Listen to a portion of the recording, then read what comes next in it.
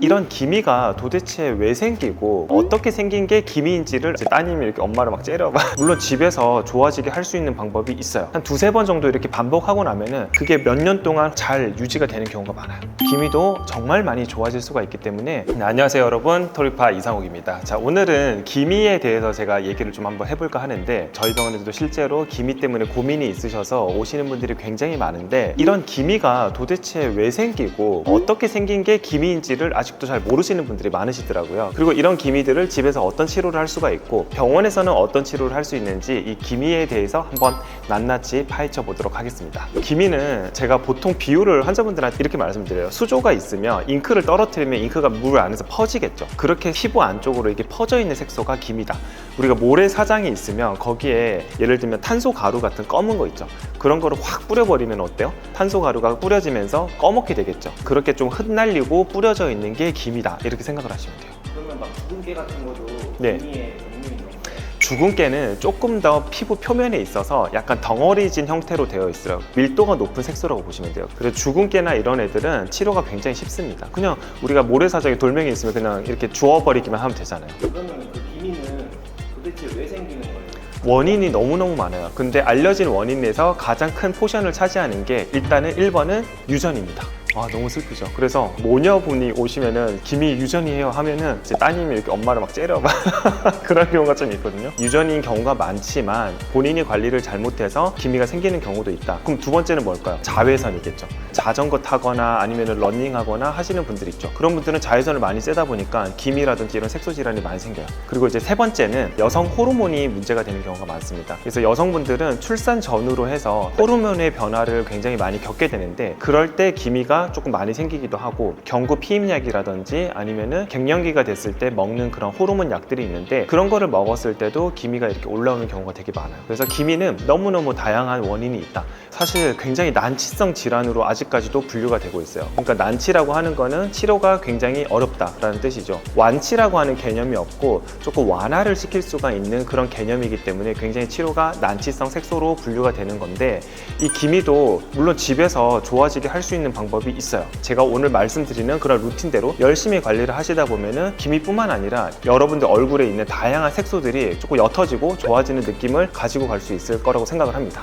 자, 첫 번째로 기미뿐만 아니라 우리 얼굴에 있는 다양한 색소가 조금 형성이 좀 안 되도록 해야 되는 게 1번이잖아요. 제가 아까 서두에서 말씀드렸듯이 자외선의 영향이 굉장히 많은데, 이 자외선을 일단 차단을 잘 해야겠죠. 자외선을 차단을 하지 않으면 내가 아무리 좋은 것들을 먹고 바르고 해도 원인 자체가 근본적으로 차단이 되지가 않기 때문에 기미는 자꾸 올라올 수밖에 없는 거예요. 우리 피부 입장에서는 자외선을 이렇게 받게 되면은 굉장히 좀 무서워요. 그래서 피부 안에서 우산을 하나씩 핍니다. 우산을 하나씩 펴서 자외선이 못 들어오게 해요. 그게 바로 색소예요. 기미가 될 수도 있고 잡티, 주근깨, 여러 가지 색소가 될 수가 있는 거죠. 자외선 차단제를 이렇게 방패로 딱 이렇게 발라주면은 자외선이 그만큼 덜 들어오겠죠. 그런 피부 입장에서는 그런 우산들을 펼 이유가 없다. 그래서 자외선 차단만 잘 해줘도 그런 색소들을 예방을 할 수가 있어요. 비타민 D 때문에 햇빛 받아야 되는 거 아니에요? 얼굴, 목이나 이런 데 노출되는 부분은 자외선 차단제 잘 발라주면 우리 다른 데 몸에서도 햇빛이 노출이 되잖아요. 그러면은 그 노출된 부분에서 비타민 D가 합성되지 않겠어요? 자외선 차단제 바른다고 해가지고요, 비타민 D가 합성 안 되는 거 아니에요. 그래서 여러분들 자외선 차단제는 얼굴, 목까지는 좀 신경 써서 잘 발라주셔야 된다. 그리고 이제 두 번째는 비타민 C하고, 그리고 우리 비타민 B 많이 들어보셨죠? 이런 비타민류의 영양소들이 색소를 만드는 것도 억제를 시킬 뿐만 아니라 멜라닌 색소의 활성도도 많이 떨어뜨린다는 연구 결과들이 굉장히 많아요. 그래서 비타민 B10만 복용을 잘 해주셔도 여러 가지 색소들을 예방을 할 수가 있는 그런 중요한 포인트가 될 수가 있어요. 그리고 이제 비타민을 먹는 것 뿐만 아니라 여러분들 좀 잘 발라주셔야겠죠. 우리 옛날 선조들이 굉장히 지혜로웠어요. 쌀을 이제 씻어낸 물로 이렇게 세안을 했더니 얼굴이 하얘지더라. 그래서 그 쌀뜨물이라고 하잖아요. 비타민 B3, 나이아신 아마이드가 굉장히 많은데, 그 쌀뜨물 가지고 세안을 하면은 얼굴이 좀 뽀얘지고 하얘지더라. 그게 비타민 B3의 효과입니다. 그래서 제가 너무너무 좋아하는 그런 성분 중에 하나고, 그런 나이아신 아마이드 그리고 비타민 C 세럼, 이런 것들을 좀 꾸준하게 잘 발라주시는 거 잊지 마시고, 그렇게 발라주시면 항산화, 피부 색소 예방에도 많이 도움이 됩니다. 그러면 그 기미 있는 부분에만 바르면 돼요?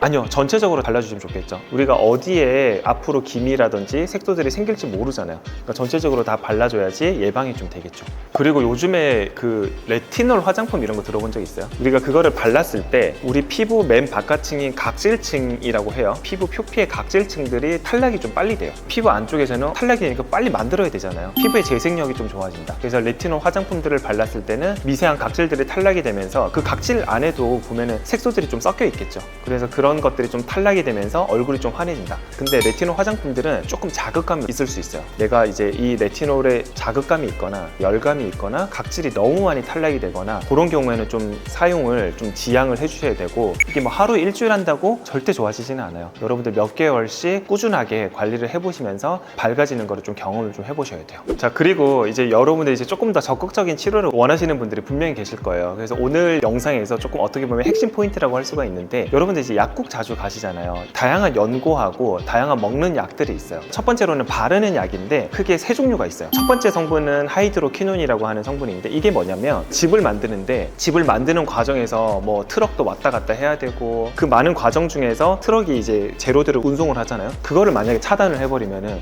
즙을 만들 수가 없잖아요. 약간 그런 개념으로 색소가 만들어지는 과정을 하나를 탁 차단을 해버리는 거예요. 그게 바로 이제 하이드로퀴논이라고 하는 성분이에요. 근데 이 하이드로퀴논은 외국에서는 조금 고농도를 사용을 하라고 되어 있는데, 근데 실제적으로 동양인들한테 써보니까 이 고농도가 좀 자극점이 좀 크더라. 그래서 보통은 막 5에서 10% 이 정도까지 썼는데, 한국인 기준에서는 하이드로퀴논 농도를 5% 미만으로 사용을 하는 거로 권장을 드리고 있어요. 그래서 이 하이드로퀴논을 장기적으로 썼을 때 또 부작용이 있더라고요. 그러니까 장기적으로 썼을 때 오히려 이렇게 색소 침착이 더 생겨버리거나 하얗게 색소가 완전히 다 빠지는 저색소, 탈색반 같은 부작용들이 생기는 것들이 있어서, 처음에 통상적으로 2개월에서 3개월 정도까지만 써보고 내 피부가 큰 이상이 없고 그리고 내 피부의 기미가 좀 좋아지더라 하시는 분들은 간헐적으로 사용을 하시는 걸 추천드려요. 처음에 2, 3개월은 매일매일 밤에만 바르시는 걸 추천드리고, 만약에 효과가 있으면 3개월 차부터는 조금 띄엄띄엄 사용을 하시면서 이제 끌어나가는 과정으로 바르시면 됩니다. 그리고 이제 두 번째는 트레티노인이라고 하는 성분이 있어요. 각질층을 탈락을 조금 빠르게 해서 피부 재생을 좀 유도를 하고 각질층에 있는 색소까지 좀 탈락을 시키는 그런 연고인데, 이런 트레티노인이 색소 연고로 좀 포함이 되어 있고, 그리고 세 번째로 스테로이드가 있어요. 염증을 좀 줄여주고 단발성으로 썼을 때는 피부 재생이 좀 도움이 된다라는 연구 결과가 있어요. 우리나라에서 그래도 그나마 최적화되어 있는 약이 멜라논 크림이라고 하는 약이 있어요. 이거는 근데 전문 의약품이에요. 그래서 일반 의약품이 아니기 때문에 처방전을 받아야지 구입을 하실 수가 있고, 멜라논 크림이 하이드로퀴논, 트레티노인, 그리고 스테로이드 이 세 가지 성분이 다 들어가 있어요, 여기에. 그래서 오, 되게 좋겠네 라고 하시는 분들도 있을 수는 있지만, 전문의약품이기 때문에 자극감이 분명히 있을 수가 있어서 나한테 잘 맞지 않으면은 멜라논 크림도 써보고, 맞지 않으면 사실 절대 쓰시면 안 돼요. 오히려 색소가 더 올라오거나 그런 경험을 하실 수가 있어요. 그래서 조금 조심해서 써야 된다. 일반 의약품 계열에서는 구입을 하실 수가 있는 게 도미나 크림, 멜라토닌 크림 이런 거 들어보신 적이 있나요? 이런 이제 멜라토닌 크림하고 도미나 크림 이런 것들이 하이드로퀴논 단독 성분으로 되어 있는 약들인데, 팔꿈치라든지 엉덩이라든지 어디 뭐 접히는 부분이라든지 색소 침착 혹시 생긴 거 경험해 보신 적이 있으신가요? 흑금치. 겨드랑이, 겨드랑이 이런 색소 침착에도 이런 이제 약들을 좀 발라주시면 좀 도움이 많이 돼요. 한 2개월 정도 발라보시고 나한테 좀 득이 있고 효과가 있다 하시는 분들은 좀 장기전으로 간헐적으로 발라보시면 될 것 같아요. 두 번째로는 먹는 약이 있어요. 약국에 가시게 되면은 먹는 기미약 주세요 하면은 다양한 기미약들이 있거든요. 근데 여기에 좀 중요한 게, 원래는 지혈제로 썼던 약들이거든요. 그러니까 피가 났을 때 우리가 내장 출혈이라든지 기관지 출혈이라든지 이런 데를 직접 잡기가 어려우니까 먹는 약으로 지혈제를 먹으면서 그 출혈점을 잡고 했거든요. 근데 이런 약들을 써보니까 얼굴이 막 환해지는 거예요, 사람들이. 그래서 일본 내과 의사 선생님이 그런 현상을 발견을 하고 그거를 연구를 하기 시작한 거예요. 그래서 그렇게 해서 나온 약이 이 먹는 기미약이에요. 근데 이거를 계속 너무 많은 양을 장기적으로 복용하게 되면 어떤 현상이 생기냐면 피탁지가 생겨버려요. 피가 지혈이 되면서 혈전들이 생길 수가 있어요. 근데 이 혈전들이 피를 타고 가다가 머리를 만약에 맞게 되면 뇌경색이 와버리고, 심장을 맞게 되면 신경경색이 오거나 뭐 여러 가지 부작용들이 생길 수가 있기 때문에 이 약은 정말 조심해서 써야 되고, 2개월 이상 절대 복용하시면 안 돼요. 보통은 한 달 정도 드셔보시고 내가 좀 도움이 된다 하시면은 한 달 정도 더 드시는 거. 그 다음에는 반드시 끊으셔야 됩니다. 그래서 그 이후에 좀 휴지기를 2-3달 정도 가졌다가 내가 효과가 있으면 또 한 번 드시고 이런 식으로 하는 이제 먹는 기미약들이 있어요. 근데 왜 지혈제를 썼는데 네. 색소가 좀 트라넥삼산이라고 하는 성분 때문에 그런 건데 색소를 형성하는 과정을 중간에서 이렇게 블락을 시켜버려요. 막아버려요. 그러니까 이제 얼굴이 확 환해지는 거예요. 이런 약들이 나온 지가 사실 얼마 되지는 않았어요. 2000년도 초반에 이렇게 나왔으니까 그 효과라든지 이제 결과라든지 이런 것들은 많이 검증이 됐는데 어쨌든 제가 임상적으로 봤을 때는 이 먹는 기미약이 효과는 되게 좋아요. 환자분들을 이렇게 치료하다 보면은 효과가 되게 괜찮아요. 근데 이제 주의할 점이 아까 제가 말씀드렸던 이제 혈전 가능성 때문에 여성분들 호르몬 약 드시는 분들 계시잖아요. 내가 산부인과적 질환 때문에 아니면은 뭐 피임약 이런 거 복용하시는 분들이 계신데 그런 거랑 절대 같이 드시면 안 돼요. 왜냐면 혈전 가능성이 높아질 수가 있기 때문에 그런 것들은 좀 주의해서 좀 드셔야 됩니다. 그럼 그 약은 처방전이 있어야 할 수 있나요? 아니에요. 일반 의약품이기 때문에 그런 것들은 살 수가 있어요. 약 이름이 뭐예요? 한국 제품은 더마 화이트 이런 약들도 있고 이제 일본 제품으로는 트란시노 2 이런 약들이 있어요. 그래서 저는 개인적으로 일본에 여행 갈 때마다 사실 사오는 약이기는 해요. 일본이 훨씬 더 저렴하거든요. 한국에서는 너무 비싸. 그래서 일본 가면 항상 사와요. 집에서도 사실 저도 많이 해봤는데 완벽하게 없애고 싶은데 어떻게 하면 완벽하게 없애기는 어려워요. 기미 자체는. 근데 정말 많이 좋아질 수가 있어요. 그래서 기미는요, 환자분들이 이렇게 오시면 저는 일단 홈케어 먼저 해보라고 말씀을 많이 드려요. 한 2-3달 정도 해보시고 안 되면은 다시 오세요라고 말씀을 하거든요. 왜냐면 그 정도 끈기가 있는 분인지를 저도 보고 싶은 거예요. 그래서 홈케어 실제로 한 2-3달 해보고 좋아져서 욕심이 나서 오시는 분들도 있어요. 그 정도의 노력이 없이는 사실 기미를 정복하기는 굉장히 어려워요. 기미는 절대 레이저 치료가 정답이 아니에요. 홈케어도 해줘야 되고 약물 치료도 해줘야 되고 그리고 레이저 치료, 병원 치료도 다 해줘야 돼요. 그러니까 통합적으로 다 했을 때는 효과가 굉장히 빨리 와요. 저희가 이제 보통 어떤 식으로 치료를 하냐면 보통 3단계로 치료를 해요. 기미라고 하는 색소가 있잖아요. 기미라고 하는 색소를 일단 첫 번째로는 레이저로 깨줘야 돼요. 예를 들면 큰 바위가 있으면 망치로 잔잔하게 계속 파편 나도록 깨주는 거예요. 깨주면 그런 부스러기들이 생기겠죠. 초코파이 망치로 치면 부스러기들 막 생기잖아요. 그런 부스러기들을 대식세포, 우리 몸에서 면역세포들이 그거를 잡아먹고 배출을 시켜요. 그러면서 이제 걔네들이 밝아지기 시작해요. 조금씩 옅어지는 거죠. 그 부스러기들만큼 좋아지는 거예요. 대식세포가 내일 짠하고 오는 건 아니에요. 한 달에서 한 달 반 정도 걸려요. 얘네들이 오는데 초코파이를 부수고 나면은 청소부가 오는데 한 달 정도 걸려요. 그러니까 이제 오늘 치료를 한 거가 거의 한 3-4주 이후에 효과가 나오는 거죠. 자, 그러면은 몸의 입장에서는 어때요? 초코파이가 망가졌어. 새 거 하나 사놔야겠죠. 그래서 다시 만들어. 기미를 깨면 몸의 입장에서 있던 게 없어지잖아.